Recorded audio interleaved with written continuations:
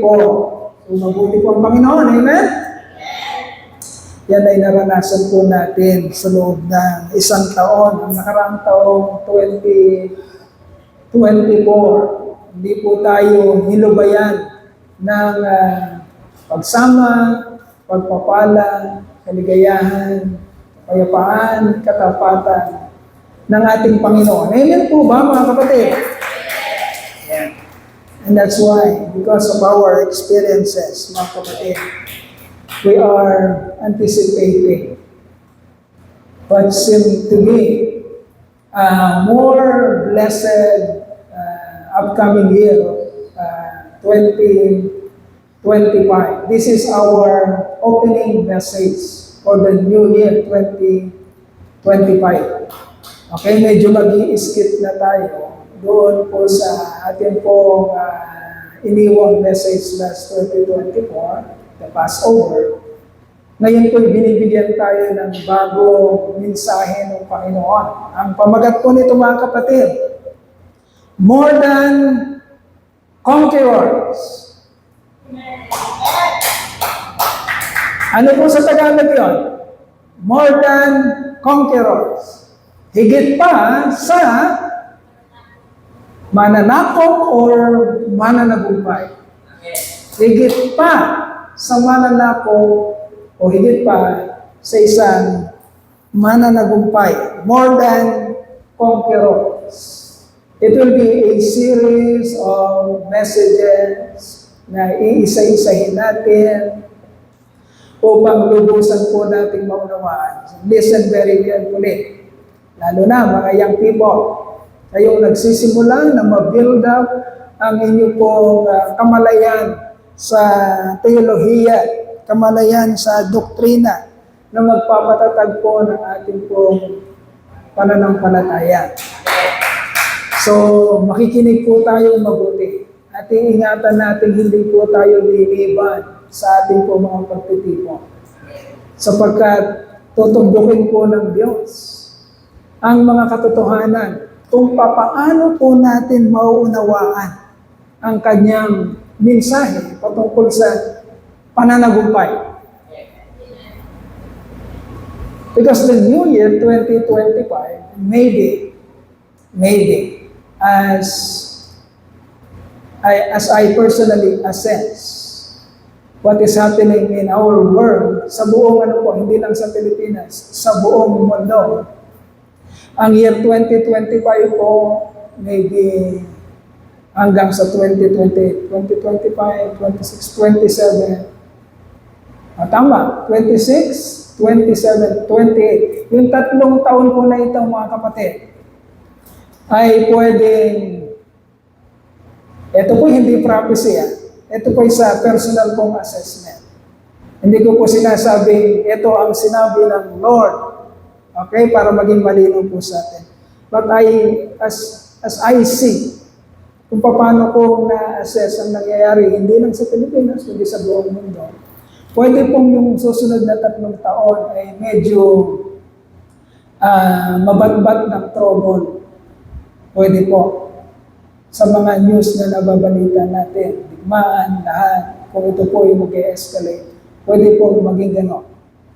Kaya po mga kapatid, tayo bilang mga anak ng Diyos ay pinagpapauna ng Panginoon sa kanyang darating na mga mensahe na hindi dapat maaapektuhan, na dapat ay nakahanda kung ano man po ang mga mangyayari sa ating kapaligiran.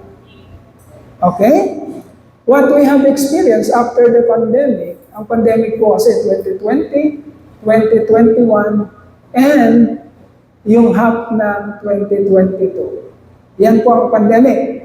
So halos 2.5 years po yan at naranasan natin. Ang mga sumunod na taon po, half of 2022, 2023, at yung nakaraang 2024, mga kapatid, ito ay panakip butas ng sanlibutan sa kung ano ang nangyari sa pandemya.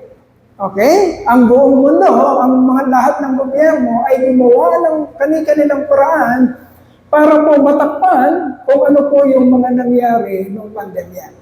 Sapagkat alam naman natin, higit 1 taong tumigil ang mundo. At hindi po, hindi po madaling takpan yun. Hindi po napakadaling takpan kung ano po yung mga na-miss o nawala nung nakaraang pandemya. So, pinagtakpan po ng lahat ng gobyerno ng sandaigdigan kung ano yung nangyari ng pandemya. Okay? So, hindi parang wala tayong masyadong nararamdamang matinding hirap. Ngunit, yung panakip-butas po na ginamit natin nitong nagdaang dalawat kalahating taon ay unti-unti nating mararamdaman nitong marahil ay 1 hanggang 3 taon. Ito po ay assessment ko personally. Hindi po ito propesya. Ito po yung resulta ng aking pag-a-assess kung ano yung nangyayari sa sandaigdigan. Okay? Pwede pong ganun ang mangyari. At pwede rin hindi. Okay? Ngunit tayo bilang mga mananampalataya, at least nagkakaroon po tayo ng pagbibigay ng pagpapahalaga. Ano yung mga dapat nating paghandaan? So therefore, mga kapatid, kailangan natin maunawaan ano ba ang ating mga paninindigan? Ano bang meron tayo mula sa ating Panginoon? Para magbigay po sa atin ng kapayapaan, katiwasayan, kumpiyansa at katatagan sa pagharap natin sa mga darating na troubles, if there are, sa mga darating na pagsubok, sa mga darating na pwedeng hindi magandang mangyayari sa atin pong sandaigdigan. Kaya sinisimulan tayo ng Panginoon, mga kapatid, sa mensahe ng pagpapakita, pagpapaalala, pagtuturo, sino ba tayo, mga kapatid? Hindi tayo pwedeng mag-react kagaya ng makikita natin sa reaksyon ng sanlibutan kapag dumarating na ang mga pagsubok sa sandaigdigan. Okay? Tinuturo sa atin ng Panginoon at kailangan natin maintindihan at malaman that we are more than conquerors. Sabihin nga po natin, mga kapatid, I am a child of God. Kailangan makumpiyansa ka. Kailangan hindi pag sinabi, I am a child of God. I am a child. Totoo nga ba? Hindi pwedeng ganon. Hindi mo pwedeng ganon.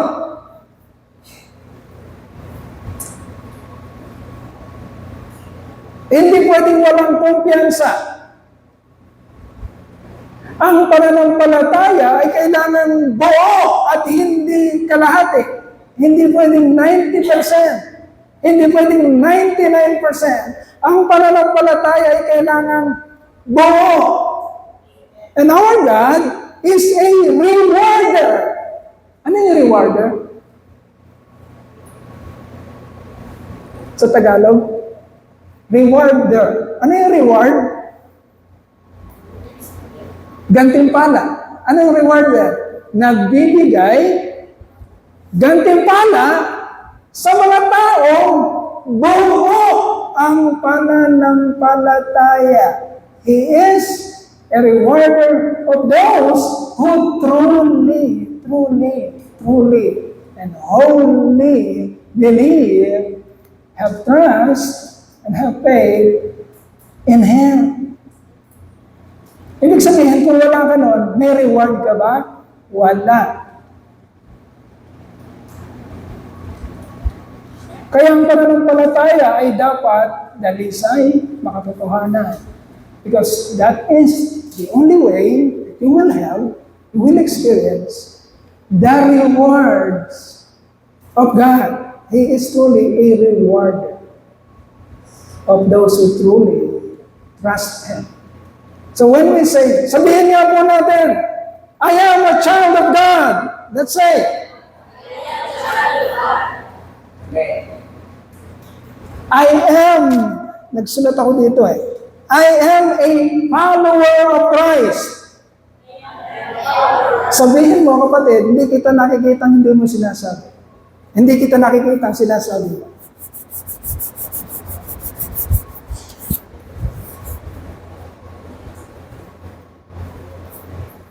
Sino ang hindi kinakahiya ng Lord sa langit?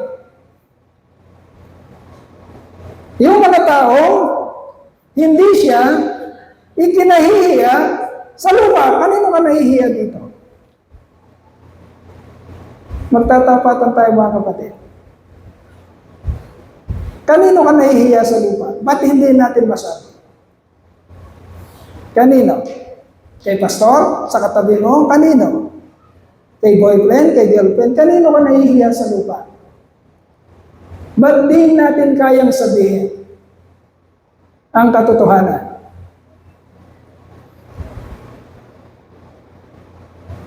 Huwag kang matakot, sabi ng Panginoon, sa mga pumapatay sa pwedeng pumatay ng katawan, ngunit hindi kayang pumatay ng kaluluwa at ng espiritu. Matakot ka doon sa kayang pumatay ng katawan at kaya rin pumatay ng espiritu at ng kaluluwa. Sino yun? Ang Diyos naman. Wala tayong dapat katakutan. Sino man. Ang hiya natin ay nilalaan lang natin, hindi sa tao, hindi sa kung sino man, kundi sa Diyos lamang. So let us say, I am victorious in Christ. I am more than conqueror in Christ. So that is a declaration. Nagsisimula tayo ng taon, mga kapatid. And as we go through this year, matagal yan, 365 days, kailangang klarado sa atin, mga kapatid. Sapagkat kung magkakaroon ng katotohanan ang pagharap natin sa dilubyo ng mga darating na panahon, kapatid, kailangan mo ng dalisay na pananampalataya. Kailangan nauunawaan mo kung sino ka. Sino ka ba? I am a child of God. I am victorious in Christ. I am more than conqueror in Christ. At hindi mo kinahihiya yun. Walang ibang makakatulong sa iyo.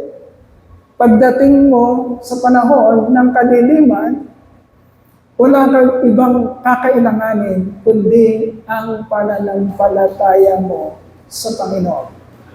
At pag yun ang kinahiya mo, at yun ang binitawan mo, wala ka ng ibang magiging tagapagligtas pa. Maliban ang matigyas, dalisay na pananampalataya mo sa Panginoon. I will introduce today the message that will help us very greatly sa pagharap po natin sa darating na mga panahon. Sino ba tayo? Ano ba ang meron tayo sa ating Panginoon na magagamit natin upang makatindig tayo ng may katatagan sa harap ng pagsubok ng sanlibutan? We are more than conquerors. Gagamitin natin, mga kapatid, ang aklat ng Romans, chapter 8, verse 28 to 39. Okay? Romans chapter 8, verses 28 to 39. Shall we open our Bible? If you have, kung may dala-dala kang Biblia. Kapatid, sisimulan yung dalhin ng Biblia, yung hard copy. Hard copy. Dahil darating ang panahon, pwedeng wala ng soft copy. Okay? Hear these words. Pakinggan yung mabuti. Each of you must have a hard copy of the Bible, Old and New Testament. Okay? Dahil yung pinagmamalaki ng sanlibutan na teknolohiya, maaring hindi na mag-work. Listen very carefully. Baka wala na kayong makalkal sa internet because wala ng internet. Baka wala na kayong makalkal na cellphone dahil hindi na mag-work ang cellphone. But you must have this hard copy Bible. Tandaan niyo mabuti. Tandaan niyo mabuti, mga kapatid. You must have them. Baka nasanay na kayo. Okay. Romans chapter 8, verses 28 to 39. We will read first, and then we will introduce, because this is a very long series of message na isa-isahin natin kung sino tayo sa Panginoon. Romans chapter 8, verses 28 to 39. Let us read. And we know that in all things, God works for the good of those who love Him, who have been called according to His purpose. For those God foreknew, He also predestined to be conformed to the image of His Son, that He might be the firstborn among many brothers and sisters. And those He predestined, He also called. Listen very carefully. Listen very carefully. Those He called, He also justified. Those He justified, He also glorified. What then shall we say in response to these things? Ano masasabi natin doon sa mga unang nabasa natin? Bilang tugon, paano natin nakita, naunawaan yung unang nabasa natin? What shall we say in response to those things? If God is for us, who can be against us? He who did not spare His own Son, but gave Him up for us all, how will He not also, along with Jesus Christ, along with Him, graciously give us all things? Take note of that. Graciously. Take note of that. Who will bring any charge against those whom God has chosen? It is God who justifies. Who then is the one who condemns? No one. Christ Jesus who died, more than that, who was raised to life, is at the right hand of God and is also interceding for us. Sino magkukondem sa atin? Ang Panginoon ba na nagligtas sa atin, na nandun sa kanan ng Ama, na siya magpe-pray sa Ama, na tulungan tayo, siya ba ang magkukondem sa atin? Who shall separate us from the love of Christ? Shall trouble? Or hardships? Or persecution? Or famine? Or nakedness? Or danger? Or sword? As it is written, for your sake, we face death all day long. We are considered as sheep to be slaughtered. Ano pong ibig sabihin nito? Paliwanag ko ito sandali. Hindi natin matatalakay ito sa mga susunod. Ano ibig sabihin yan? Mga kapatid, bago nakarating sa iyo ang pangako ng Diyos. Bago mo napapakinabangan ngayon ang pangako ng Diyos. May mga kapatid tayo sa mga unang panahon na hindi nakaranas ng sarap ng buhay. Okay? Alam natin ang istorya, nababasa natin ang mga propeta, ang mga disipulo ng Panginoong Jesucristo, ang Panginoong Jesucristo mismo, mga kapatid, hindi nakaranas ng sarap, ng aircon, ng ginhawa, pakinggan niyo mabuti, na dinadanas natin ngayon. Ang ibig sabihin nito mga kapatid, para sa atin, yung mga nauna sa atin ay nagpakasakit, pinatay, nilagare, pinugutan ng ulo, lahat ng masama sa paningin ng tao ay nangyari sa kanila for our sake. Para guminhawa ka ngayon, Sister Aloha, para damhin mo ngayon, kamtin mo ngayon, ang kaligtasan, pinapangako ng Diyos. May mga naunang nagpakasakit. Lalong-lalo ng Panginoong Jesucristo. Ito yun ang ibig sabihin. Bago dumating sa atin, at naibalita sa iyo, na may kaligtasan pa lang naghihintay, meron munang mga hindi lang nahirapan, kundi nagpakasakit. Okay. Dahil hindi na natin mapapaliwanag ito later on. And then, no, in all these things, we are more than conquerors through Him who loved us. Ibig sabihin ng more than conquerors, mga kapatid, hindi ikaw ang lumaban, hindi ikaw ang nagpakasakit. Merong lumaban, merong nag-conquer. Merong nagsakripisyo, merong umakyat ng lona at nakipagdugdugan o nakipagsuntukan. Sila ang gumawa nun, ang mga nauna sa atin. But we are now more than conquerors. Why? Dahil lahat ng pinagpagalan nila, lahat ng pinagtrabahuan nila, lahat ng sacrifices nila, inaanin mo ngayon, kapatid. Kaya kung kakapusin ka ng gratitude, hindi maganda yon sa paningin ng langit. Tandaan mo mabuti, pag ang nakikita sa atin ng Panginoon ay kawalan ng pagpapasalamat, kawalan ng gratitude, sapagkat di natin naunawaan, di natin naiintindihan kung anong mga nangyari, pag yun ang nakikita sa atin ng langit, hindi magandang pananaw yun o pangitain ng langit. Hindi malululhat yung langit. Kapag tayo walang pakialam at hindi nakakaunawa.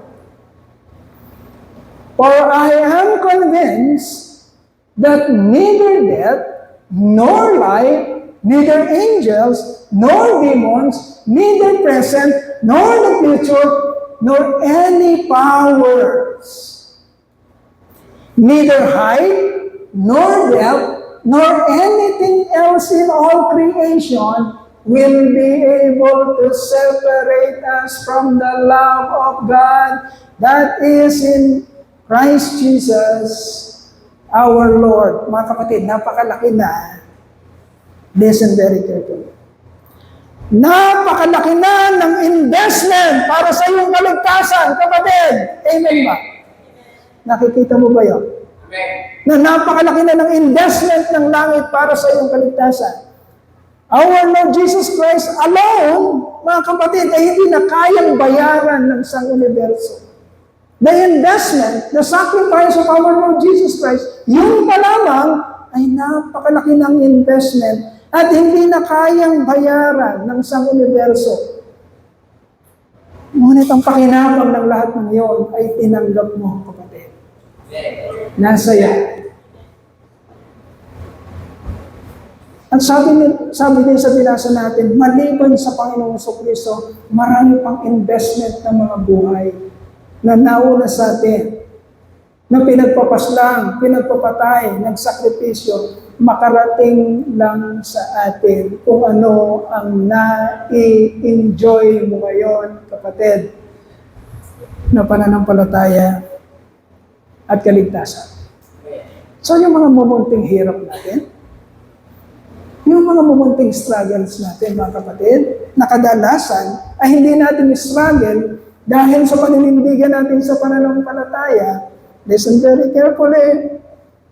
Ang mga struggles natin ngayon ay hindi natin struggles dahil meron tayong binibitbit na kailangan dalhin sa dulo dahil sa ating pananampalataya. Almost every struggle na binabatan natin ngayon ay pansariling struggle at hindi sa pananampalataya. Okay? Malayo tayo doon sa mga nangyari sa mga kapatid natin na hinahunting, na kailangan magtago sa kapanahunan nila sapagkat kapag nakita sila, patay sila dahil sa kanilang pananampalataya. Pero kailangan nilang manatili sa ganung kalagayan, sa ganung paninindigan, sapagkat hindi makararating sa atin ang kanilang dinibitbit na pananampalataya. Kahit na sila ay pinapatay. Okay? Yun ang malaking diferensya, pagkakaiba ng mga paninindigan natin ngayon. Tayo, ang paninindigan lang natin, nahihiya tayong sabihin tayo Kristiyano. Nahihiya tayong mag-pray sa restaurant. Ikaw na mag-pray. Ikaw na. Sino mag-pray sa atin? Titingin pa sa sanlibutan. Tama ba rin?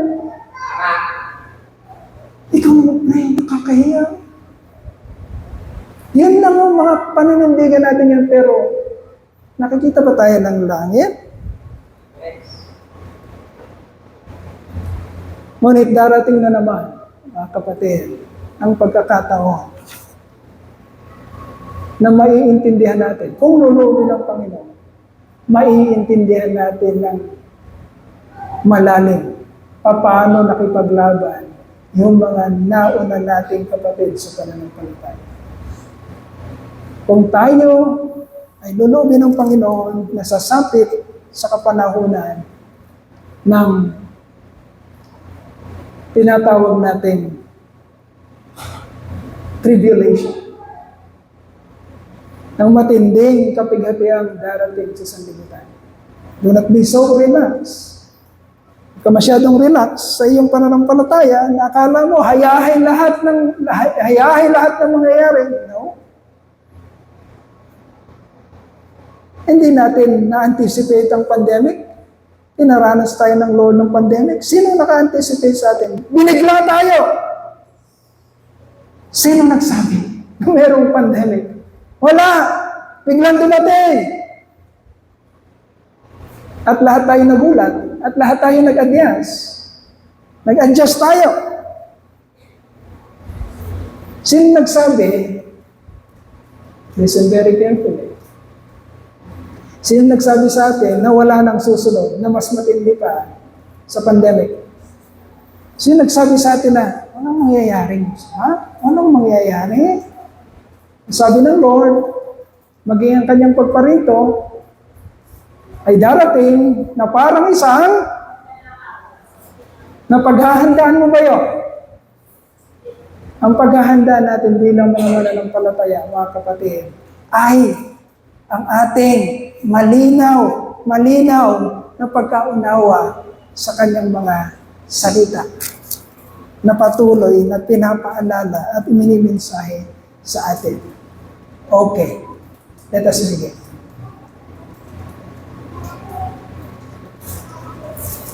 The message of our Lord today, the text that we have read today, mga kapatid, ibalik mo Miguel, verse 28. Verse 28. Okay. The message that we have read today starts with the words. Anong simula ng verse 28? And we know. The message starts with the words, and we know. Mga kapatid, sinabi ng Tesalonica at ng Korinto na ang pagdating ng Panginoon o pagdating ng pagkawasak ng sandaigdigan, mga kapatid, ay hindi nakatago sa atin. Amen ba? Ang sinabi ng Korinto at ng Tesalonica, ang mga yugto na yun ay hindi natin ikagugulat. Nagkakaintindihan ba tayo? Nagkakaintindihan ba tayo, mga kapatid? Nababasa niyo ba yung nakasulat sa Korinto at Tesalonica na ang mga bagay na yun ay hindi natin ikinagugulat? Sapagkat tayo yung mga anak ng liwanag at tayo'y naliwanagan sa kung anong kalooban, kagustuhan at mga gagawin ng ating Panginoon. Kaya naman, ang mensahe na to ay nagsisimula sa mga katagang, and we know. Alam mo ba, kapatid? Alam po ba natin, mga kapatid? The message starts with the words, and we know. It means, ang kahulugan nito, mga kapatid, we cannot be, or hindi mangyayari sa atin, yung sinasabing more than conquerors. We cannot be more than conquerors without first knowing the truth.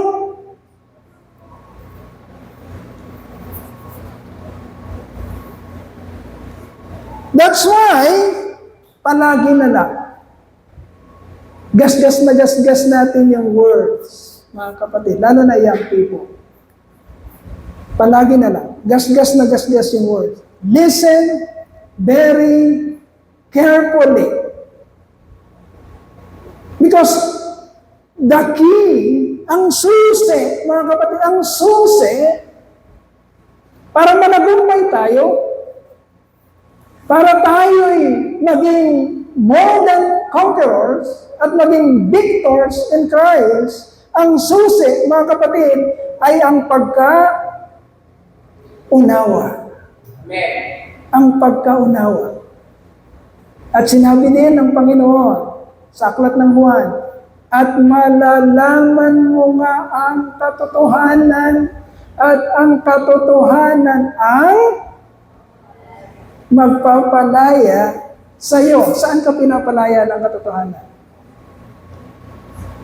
Sa kamangmangan, sa hindi pagkaunawa, na nagdudulot ng kawalan ng kapayapaan, na nagdudulot ng kawalan ng katiwasayan, na nagdudulot ng kawalan ng pag-asa. Paano ka magkakaroon ng katiwasayan, ng pag-asa, kung hindi mo lubusang nauunawa kung ano ang meron ka sa Panginoon? You are more than conqueror in Christ. Kaya tayo tinatalo ng sanlibutan, kaya tayo nahihiya at na-overcome ng mga bagay sa sanlibutan dahil sa ating kawalan ng pagkaunawa sa katotohanan.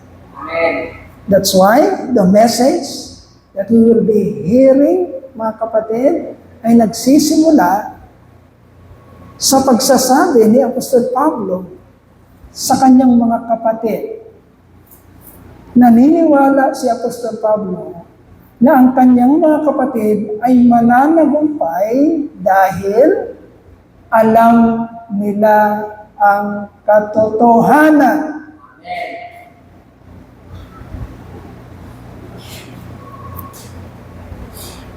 And we know these things. And we know the truth about who we are, about who our God is, what He has done, what benefits, mga kapatid, we have received from what God has done to our Lord, our Savior, Jesus Christ. So listen very carefully. We will introduce today, and later on, every message, we will discuss one by one, ano po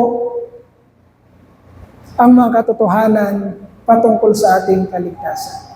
We have 7 stages of how our God saved us that we can extract.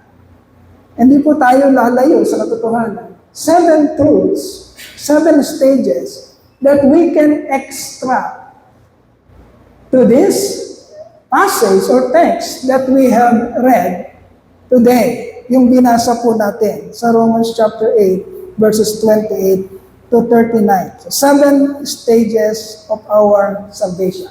Introduction muna ngayon, and then iisa-isahin po natin at liliwanagin sa mga susunod na mga mensahe ng Panginoon. Number 1, the 7 stages of our salvation. 7 yugto ng ating kaligtasan ayon sa Romans chapter 8. Number 1, elected. Okay?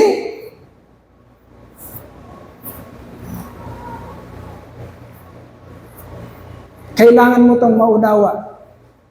Kapatid, elected. What is elected? Ano ibig sabihin? You are chosen to be saved by God's own volition. Okay? Election. Elected, election. Ang Tagalog niyan, mga kapatid, ay kung election, pagkahirang. Elected, hinirang. Okay?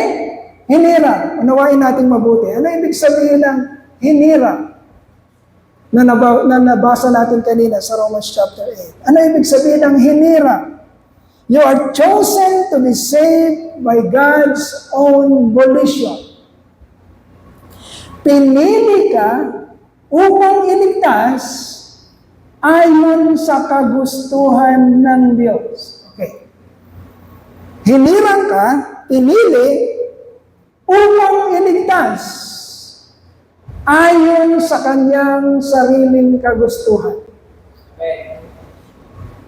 Tandaan mo, ang ibig sabihin ng eleksyon, kagustuhan ng Diyos. Hindi mo kagustuhan, because election happens, listen very carefully, para makita mo gaano ka-secure ang iyong kaligtasan. Ang unang yugto, election, pagkahirang. Hinirang ka ng Diyos para iligtas ayon lamang sa kanyang kagustuhan, at ito ay nangyari hindi pa nagsisimula ang sandaigdigan. That is why, mga kapatid, ito ay sa kagustuhan lamang ng Diyos. Wala kang kinalaman.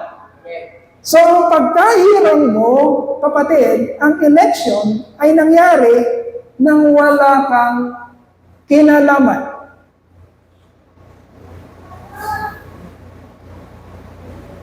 Hindi rin inutusan ang Diyos ng kung anumang puwersa outside of Him. Hindi inutusan or inimpluwensyahan ng anumang bagay o anumang pangyayari o anumang pangitain, anumang bulong ng kung sino man ang Diyos para magdesisyon siya na hirangin ka. Wala. Ang nag-iisang dahilan kaya kahinirang ng Diyos ay dahil sa kanyang kagustuhan. Kung nanghihingi ka pa ng ibang paliwanag patungkol doon, kapatid, wala ka nang makikita sa Biblia. At hindi tayo pwedeng gumamit ng mga extra biblical accounts or writings. Sapagkat ang ating pananampalataya ay nakabatay lang sa sola scriptura. The Word of God alone is the only basis of truth. Only basis of our faith. Kaya ang pagkahirang mo, kapatid, pakinggan mo mabuti. Ako'y hinayang na hinayang, mga kapatid. Dahil alam ko na walang ibang sasakyan papunta sa katiwasayan ng buhay maliban sa pagkaunawa. Sa pagkaunawa na binanggit natin kanina. If we know these things, and we know these things, and you will know the truth, and the truth that you know will set you free. Sisimulan ng buhay mo. Sisimulan ng buhay mo. Ang buhay na kalooban ng Diyos na maranasan. If you know the truth. Okay? So, ang pagkahirang, mga kapatid, ay nagsimula lamang sa Diyos. Ito ay nangyari, hindi pa nagsisimula ang sandaigdigan. Ibig sabihin, wala pa si Adan at si Eva, hindi pa nagkakasala si Adan at si Eva, ang Diyos ay humirang na sa iyo. Okay? Yan ang sinasabi ng truth.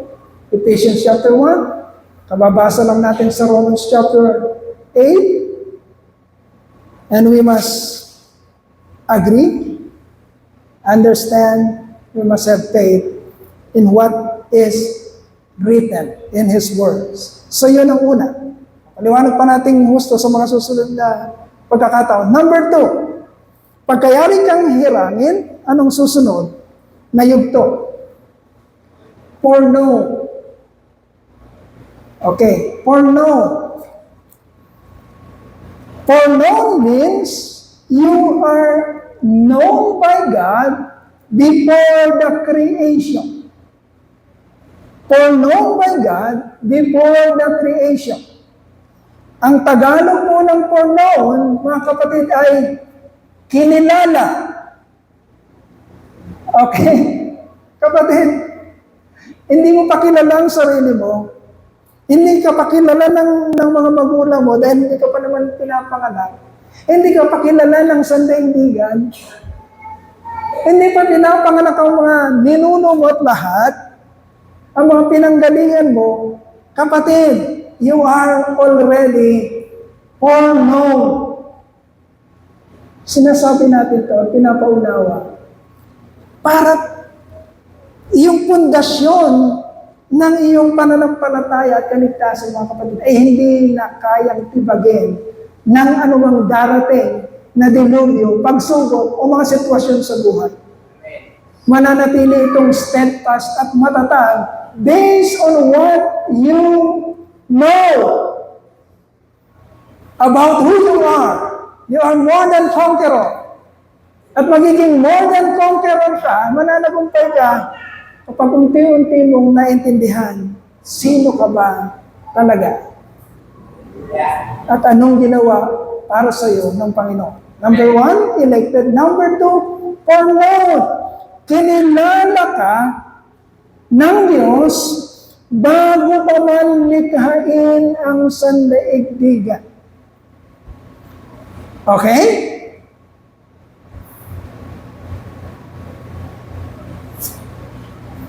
Hindi ka kung sino-sino lang. Kung ikaw ay hinirang ng Diyos, kapatid, lagi nating sinasabi, iba ka sa sanlibutan. Hindi ka kung sino-sino lang na tao diyan. Ang lalong masaklap, mga kapatid, habang pinapakialaman at pinangungulit ng Diyos ang kanyang mga salita, habang ang iba'y nakikinabang, ang nakakalungkot, nandyan patunay ang pangungulit ng Diyos, pero ayaw mo siyang pakinggan. Mas nakakatakot ang ganong klaseng sitwasyon. Mas nagkakaroon patuloy ng pag-asa ang mga nasa labas na hindi nakakarinig, isang araw papasok sila at marinig nila at makasiling maniwalagan. Kesa doon sa mga taong patuloy na nasa loob. Ngunit ayaw pakinggan. Patuloy na ini-ignore ang katotohanan ipinangungulit ng Diyos. Lalo lamang tumitibay, kung ganun ka kapatid, lalo lamang tumitibay ang hustisya ng Diyos pag humarap ka na sa Kanya at sinabi niya sa iyo, oh, ilang taon kang nakinig sa akin? Madami po, Panginoon. Maraming taon po ako nakinig. Anong natutunan mo sa akin? Sandali. Alam ko yan eh. Alam ko yan, Lord. Sandali, Lord. Alam ko yan. At wala kang nasabi sa kanyang harapan. Sapagkat ang totoo, in-ignore mo ang kanyang salita. Mas nakakatakot yun, mga kapatid. Sapagkat ang mga tao sa labas na talagang hindi pa nakakarinig, ay pwedeng isang araw makapasok at sa kanilang pagpasok ay marinig at mamulat sila sa katotohanan.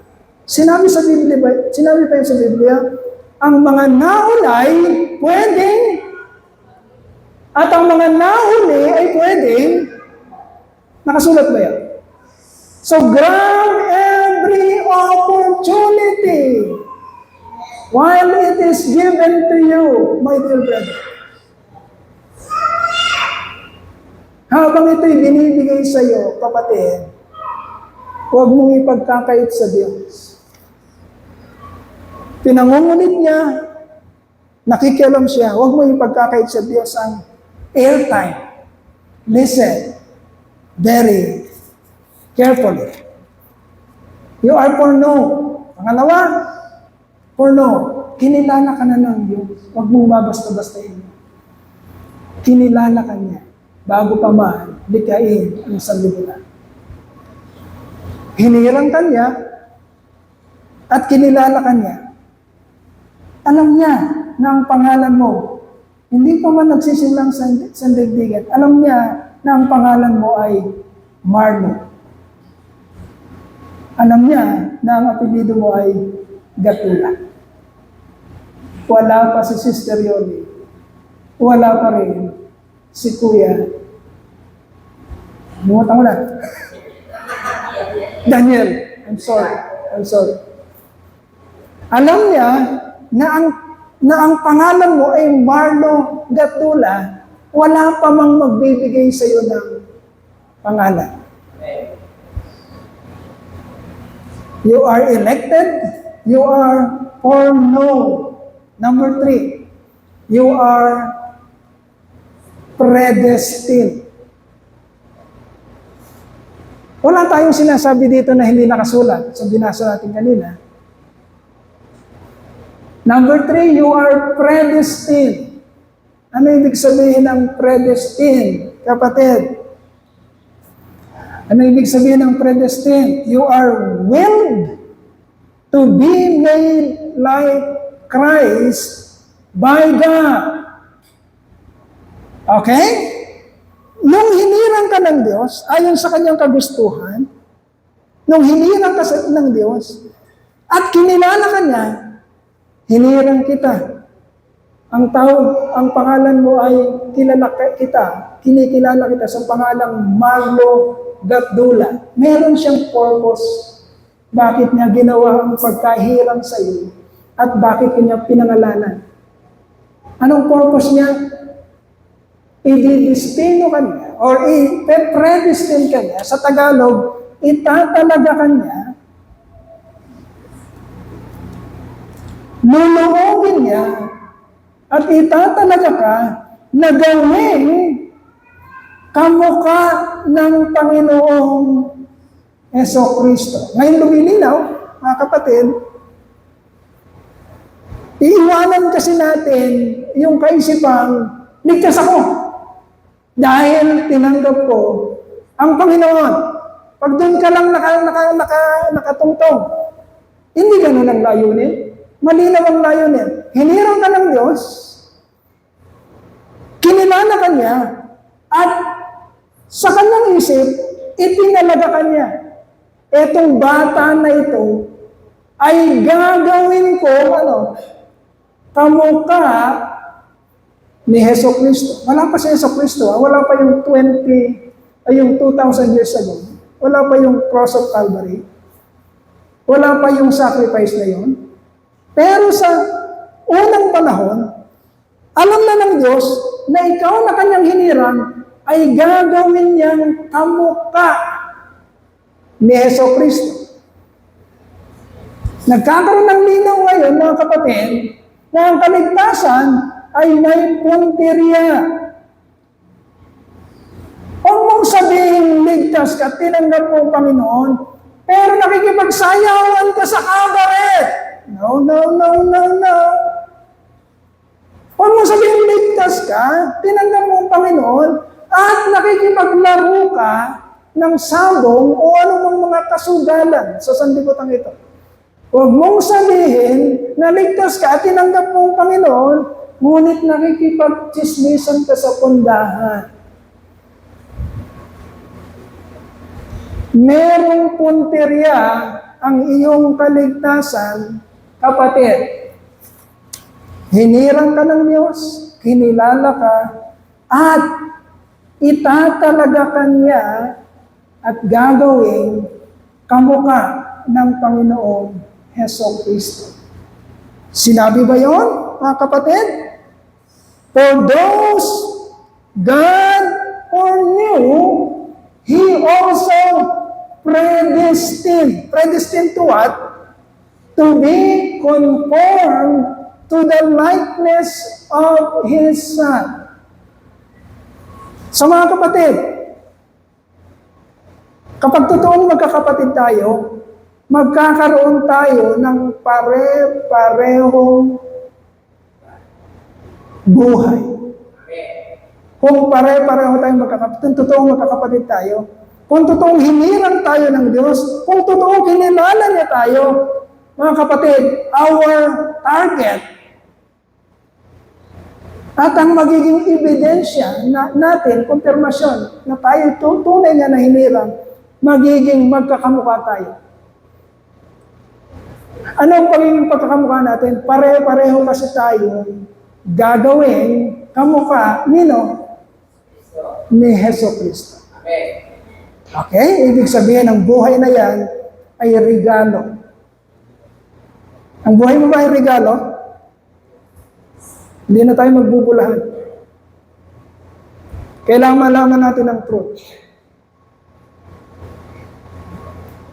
Ang buhay ba na yan ay regalo?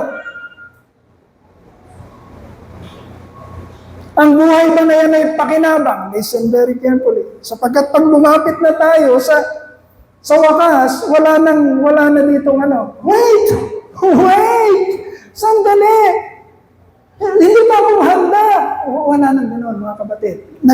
Naglilinawan na tayo. Hindi natin alam.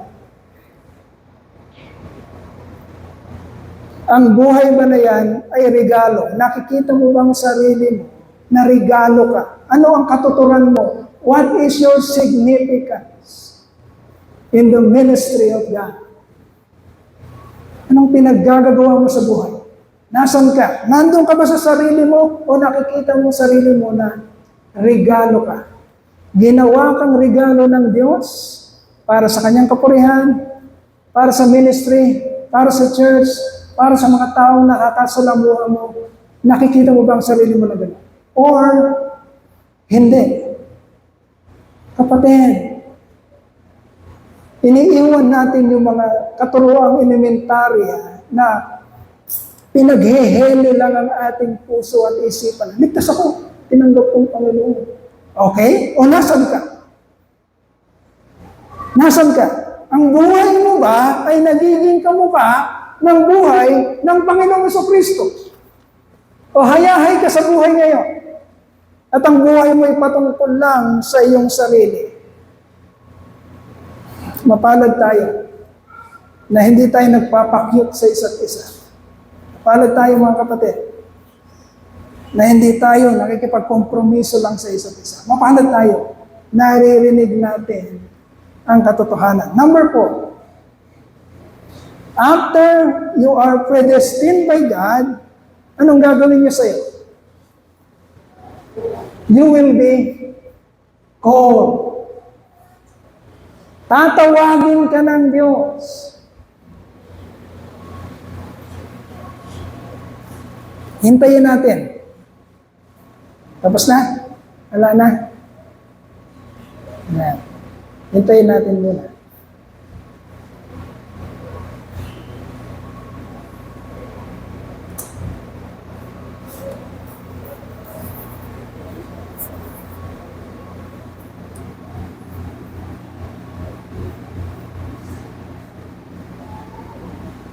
Okay. Pagkayari kang italaga ng Diyos, tatawagin ka niya. At kailangang may experience tayo ng ganito. Mga kapatid, kailangang may experience tayo nito. Sapagkat hindi pwedeng magkamali ang salita ng Diyos. Pagkayari kang hirangin, pagkayari kang kilalanin, pagkayari kang italaga, darating sa buhay mo na ikaw ay tatawagin ng Diyos. The calling. Ito yung kapanahunan mo na. Kapatid, ito na yung kapanahunan mo. Ito na yung mismong panahon natin. You will be called by God. Ano yung call sa Tagalog? Ikaw ay tinawag. Maririnig mo siya. My sheep will hear my voice. I know them. They will follow. Sabi ng Panginoon, darating sa buhay mo. Darating at darating sa buhay mo na kung ikaw ay hinirang ng Diyos, mararanasan mo na tinatawag ka ng Diyos. It may not be audible like that. Experience of the past characters of the Bible, kagaya ng mga nauna sa ating propeta na tinatawag sila, Samuel, Samuel.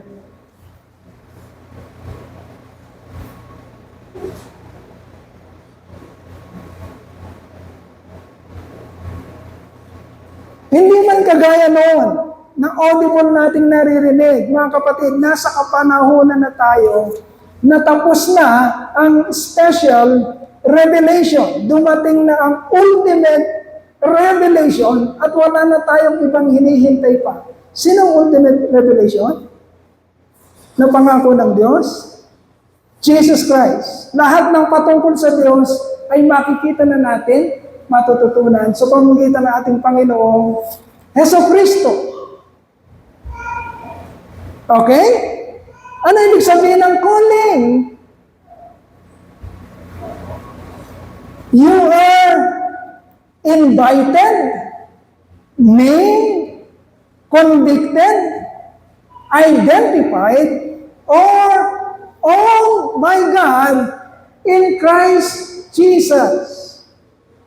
Darating ka sa pagkakataon, mga kapatid, na talagang makikilala mo ang Panginoong Jesucristo na hindi nangyayari sa maraming tao.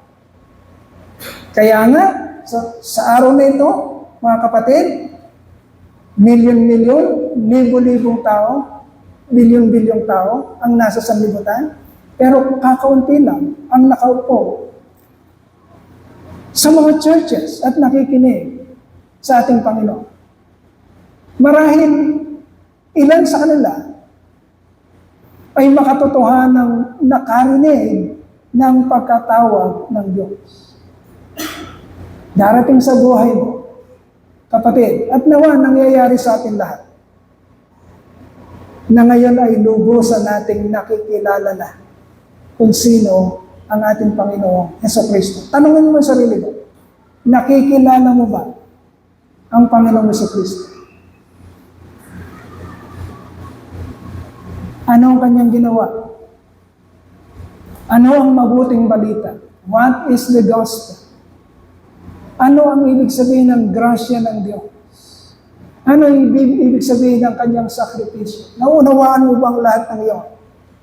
Mararanasan mo if you are one of the elect that you will be called by God. Iimbitahan ka niya sa kanyang kingdom. Maunawaan mo ibig sabihin ng kanyang kaharian. Malalaman mong malinaw na ikaw ay para sa Diyos. At ikaw ay hindi para sa sanlibutan. You will see that distinction. If you have experienced the calling of God. Ang mga kumpirmasyon nun, kapatid, inuuna mo kung ano ang para sa Diyos. Hindi ka pwedeng hatakin ng sanlibutan. Minsan narinig ko yan kay Pastor Boyan. Sabi niya, there is a rule in my household. Sabi ni Pastor Boyan, merong batas dito sa aking household. Na kung merong mga aktibidades na babangga o tatama sa araw ng Panginoon, hindi pwede. Magpapahinuhod tayo, sabi niya, gagawin natin kung ano ang sinabi ng Diyos. Ang araw na ito ay para sa akin. Okay? Hindi mo pwedeng ipagpalit sa anumang aktibidades na makasanlibutan. Okay? Mapanibughuhin ang ating Diyos. Makukumpirma mo na ikaw ay hinirang ng Diyos kung sumasapit ka, kung unti-unti na unawaan mo na ang buhay mo ay hindi para sa sanlibutan, kundi para sa Diyos. Amen ba? Amen. Pag dinadaig ka ng sanlibutan, kapatid, lalo na kung napakatagal na natin mananampalataya, lalo na kung 20 years na tayo, 30 years na tayo mananampalataya, at bigla kang, uy, meron tayo, alumni, reunion. Minsan lang to. Minsan lang. Nandun yung mga kakilala natin. Nandun yung dati mong crush. Ay, gwapo siya ngayon.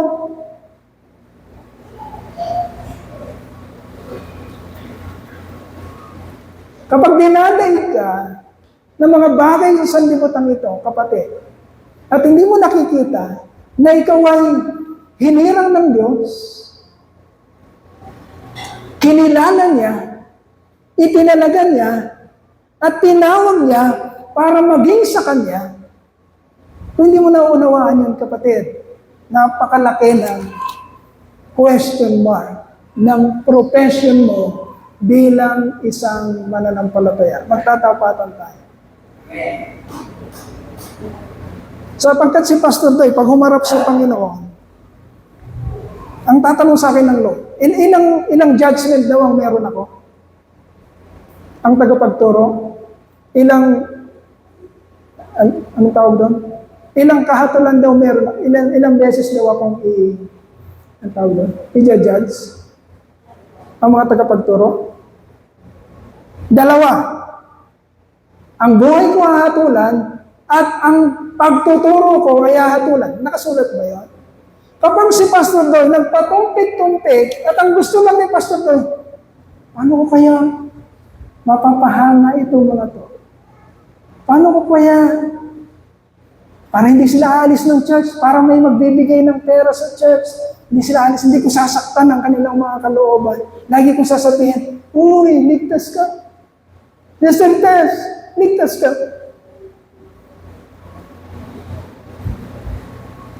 Kapag ganun ang naging ugali ng pastor, mga kapatid, nakatingin siya, so kung anong magiging pakinabang niya,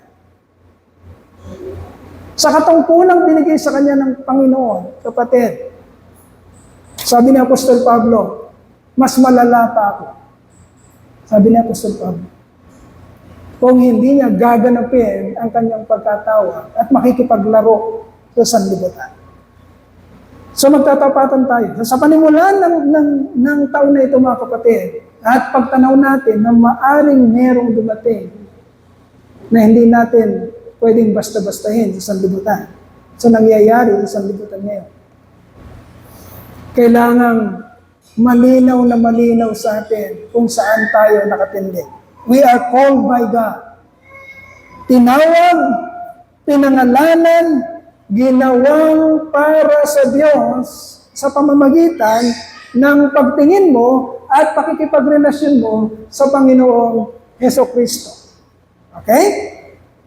So kapag ang pangalan ng Panginoong Hesukristo ay hindi na nababanggit sa church na ito, mga kapatid, unti-unti na kayong magsialis sa church na ito. Magtatapatan tayo.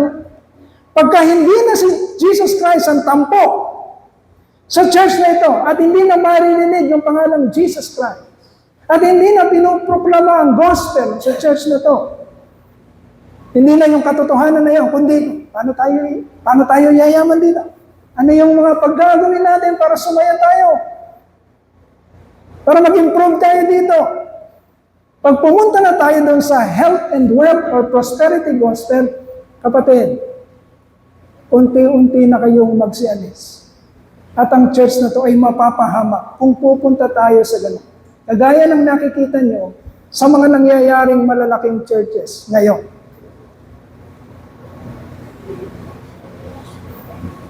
Number 5, justify. Justify.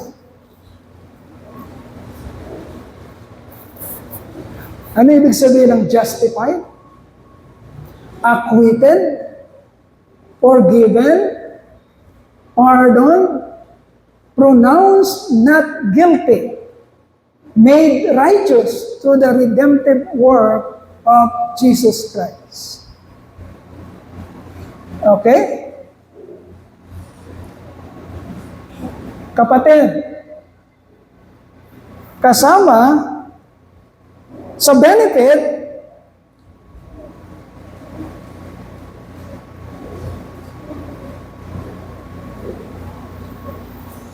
okay, mababalikan nyo to. Meron tayong recorded message.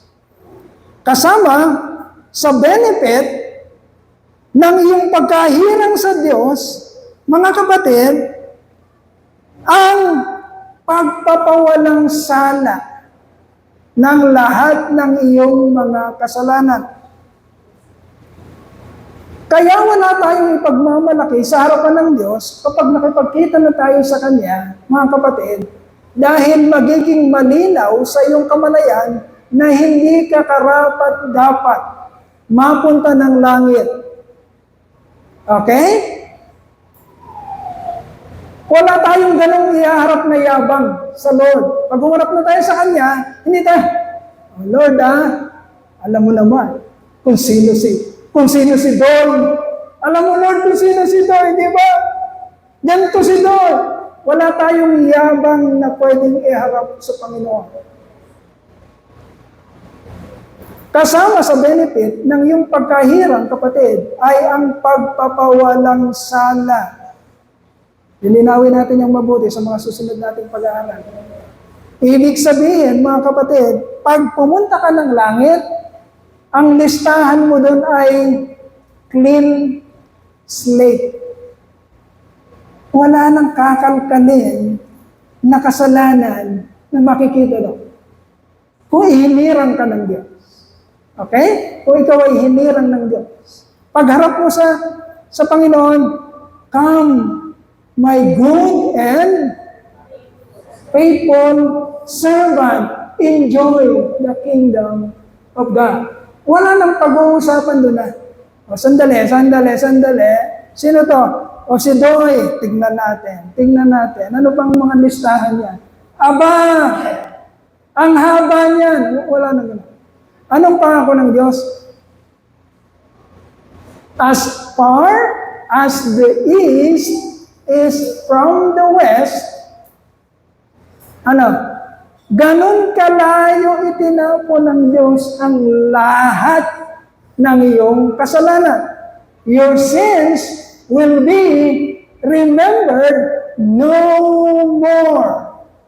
Hindi na kailanman kakalkalin hindi na kailanman aalamin pa o aalalahanin pa ano ang naging kasalanan mo. One of the, para sa akin, confidence that I have, mga kapatid, bilang isang mananampalataya is the truth about my justification. I am justified. I am acquitted. My sins will be remembered no more. I am pronounced not guilty. I am made righteous by the redemptive work of my Lord Jesus Christ. Pag-aaralan natin mabuti yan sa mga susunod. We are justified. Ginawang matuwid. Okay? Ginawang matuwid. Alalahanin niyo mga kapatid, hindi matuwid. Makakapunta ka ng langit, hindi dahil matuwid ka. Makakapunta ka ng langit dahil ginawa kang matuwid. Bakit ka ginawang matuwid? Sapagkat ang katuwiran ng Panginoong Jesucristo ang siyang ipinataw sa iyo. Habang papunta ka ng langit, ang natatanaw ng Diyos sa iyo, hindi ikaw, kundi ang katuwiran ng Panginoong Jesucristo. Alamin niyong mabuti kung sino kayo mga kapatid. Elected, foreknown, predestined, called, and now, number 5, justified. Huwag mo hayaang patuloy kang bubulungan ng kaaway. Sister Yoli. Yung para bang laging, hindi ka pwede. Sino ka? Ganito ka. Huwag kang papayag. Huwag tayong papayag, mga kapatid, na ibububo tayo ng kaaway dahil lagi niyang pinapaalala kung sino tayo at kung anong mga ginawa natin. Ang katotohanan, mga kapatid, if you are one of the elect, mauunawaan mo mabuti. Papangulit sa iyo ng Panginoon. Anak, pinawalang sala na kita. Gamitin mong palakasan yan, anak, para magtagumpay ka ngayon sa anumang pagsubok at anumang temptation o tukso na inibinabalanda sa iyo, hinaharap sa iyo ng kaaway. Huwag kang pumayag na madadaya ka ng kaaway dahil pinapaulit-ulit niya sa iyo kung sino ka dati. Huwag kang papayag sa bulong. Gawin mo ulit. Wala ka nang magagawa. Nakasalanan ka na talaga. Nagpakasarap ka na lang. Wala na. Papatawarin ka ng Diyos. Hindi. Huwag kang pumayag, kapatid. Ang pagkaunawa ng katotohanan na ikaw ay pinatawad ng Diyos ay magiging kalakasan. When the enemy starts to deceive you and strike words like that, dinadaya ka, sabihin mo sa kanya, no, lumayo ka sa akin. I am now the righteousness of God. You can claim it in front of the enemy. Sabihin mo sa akin, layo, hindi kita kailangan. Matuwid na ako sa harapan ng Diyos sa pamamagitan ng ginawang pagtubos ng aking Panginoong Jesucristo. Resist the devil, and the devil will flee from you. If you do not know the truth, wala kang pwedeng sabihin. Magpapahinuhod ka. Pag binulugan ka ng dyablo, wala na. Sino ikaw? Nako. Ikaw? Ligtas? Sino ang sabi sa'yo? Gawin mo na uli yan. Magkasala ka na uli. Huwag kang pumayag, kapatid. If you know the truth, pwede mong gamitin yon sa Kanya. Ganun ang ginawa ng Panginoon. 40 days and 40 nights in the wilderness. Anong ginamit ng Panginoon sa dyablo? The words of God. If you know the truth that you know will set you free. Okay? You are justified. Kapatid, pinawalang sala ka na. Huwag mong hahayaang ma-depress ka ng mga bagay na sinasabi ng diablo at magiging anxiety ito sa iyo na hindi ka magtatagumpay dahil naniniwala ka sa salita niya.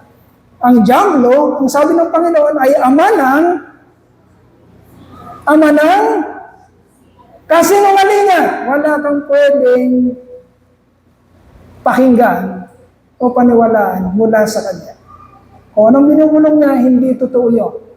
Okay? Ang totoo ay kung ano ang sinabi ng Panginoon para sa iyo. You are justified. Pinawalang sala ka, kapatid. At gamitin mo yon bilang katatagan mo para managumpay ka. I-conquer mo kung ano yung pandaraya ng kaaway sa iyo. And then number 6, conform. Okay? Conform. Ang sabi dyan, for those God foreknew, He also predestined to be what? Conformed to the likeness of His Son.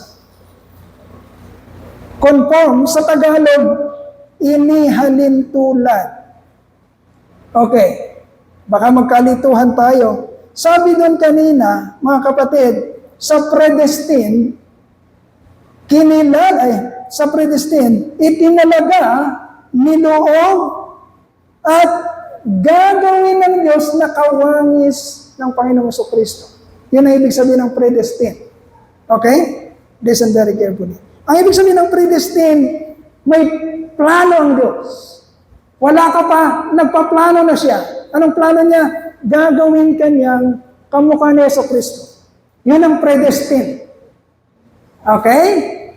Mula dito sa malayo, itinalaga ka ng Diyos sa future. Ang mangyayari sa future, magiging kamukha ka ni Kristo. Ang conform, mga kapatid, which is the 6th stage, is this is already the actual. Ito na yung katuparan ng kung ano ang idinistino ng Panginoon bago pa man magsimula. Ang sabi niya sa simula pa, gagawin kong kamukha ni Kristo, sumiko. Okay? Iyon ang plano. Gagawin kong kamukha ni Kristo, sumiko.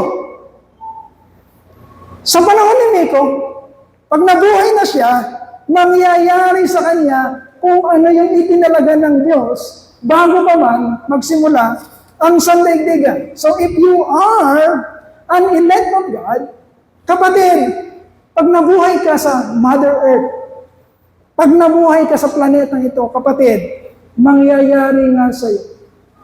At ang tawag sa pangyayari na yon, sanctification. Okay? Lahat tayo ngayon, nakakaranas ba that we are being set apart, sanctified by God?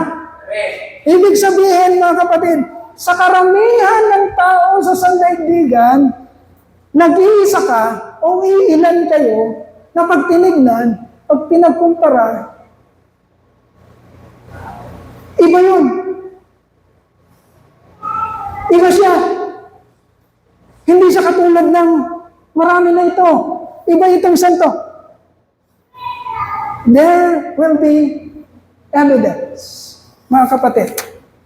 Although we cannot judge, but there will be evidence that you, as an elect of God, is being conformed. Okay?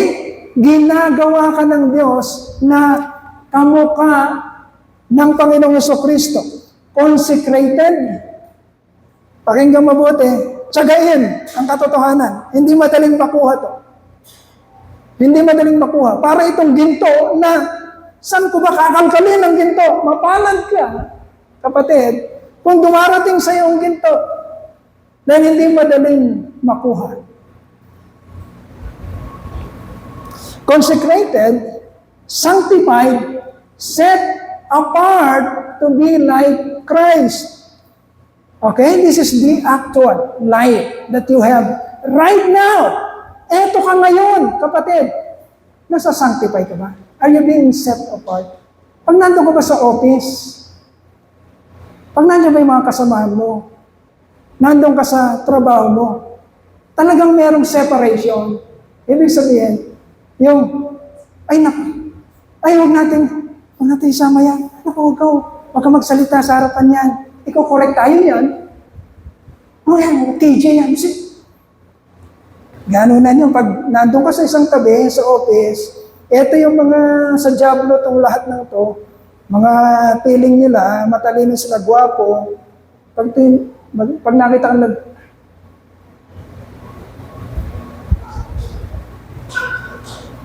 nararamdaman mo ba yun? Or, pagdating ng mga sa Diablo, pag nakita, ito, pare, mamaya, 2 battles, ha? Magkano ka? 2 battles tayo. Anong nararanasan mo, kapatid? Are you being conformed? Or, do you belong to the world? Nakikita ba yung ebidensya na ikaw ay hinirang? Kamukha ka rin. Huwag mo ikatuwa. Huwag kang matutuwa na ganun ka, na belong ka sa sanlibutan, na pare-pareho kayo. Huwag mo ikatutuwa. Kasi pag biglang, isang pagkakataon, biglang dumating ang Panginoon, wala na. Tapos lang lahat. Huwag mo sabihin sa isip mo, kapatid na, ayan mo, sasama lang muna ako ngayon. Isang beses lang, sasama muna ako ngayon. Makabawi naman ako, Lord. Saan ang Lord? Saan? 2 battles. Huwag mo sasabihin sa Lord yun. Hindi mo naiintindihan. Kapag kino-compromise mo ang pananampalataya mo, listen very carefully. Pag kino-compromise mo ang pananampalataya mo, hindi mo naiintindihan. Hindi mo naiintindihan yung ibinigay ng Lord. Pag sinabi mo, Lord, salamat.